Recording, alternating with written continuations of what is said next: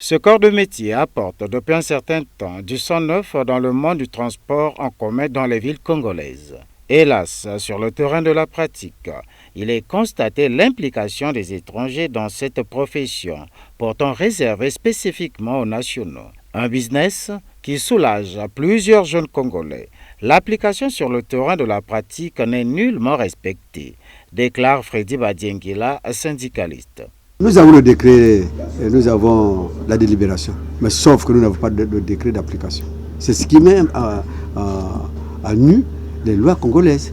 Parce que quand vous prenez une loi, quand vous prenez un décret, une loi, il faut avoir donc l'application, il faut faire l'application. Mais pour que la loi ait sa rigueur, il faut le décret d'application. Nous n'en avons pas.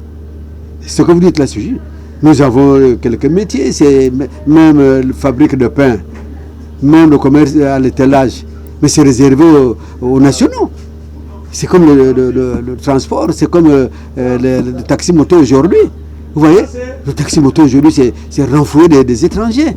Alors que nous avons des jeunes qui ont même étudié, qui ont même des diplômes, mais qui chôment aujourd'hui. Or, s'ils peuvent être dans un taxi ou dans un bus, ou alors dans un taxi-moto. Mais c'est la fierté congolaise. Pour le gouvernement, les Congolais restent prioritaires.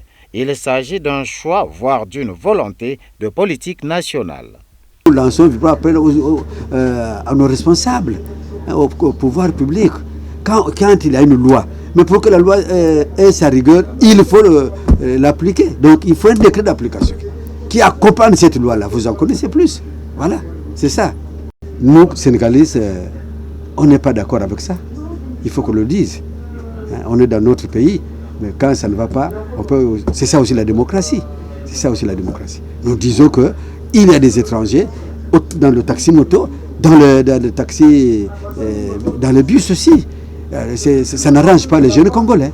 Il y a trop de chômage. Les jeunes sont en chômage. Vous voyez? Donc nous voulons dire par là qu'ils nous écoutent. Aujourd'hui, nous sommes en face de la presse, mais que le pouvoir public nous écoute, qu'il nous aide. Parce que nous ne pouvons rien faire, ni vous ni nous, on ne peut rien faire si nous n'avons pas des applications. C'est ça le problème. De tout ce qui précède, les étrangers ne sont pas interdits de prendre les transports en commun. Ils sont simplement interdits d'exercer le métier de transporteur, de taxi-moto et des bus.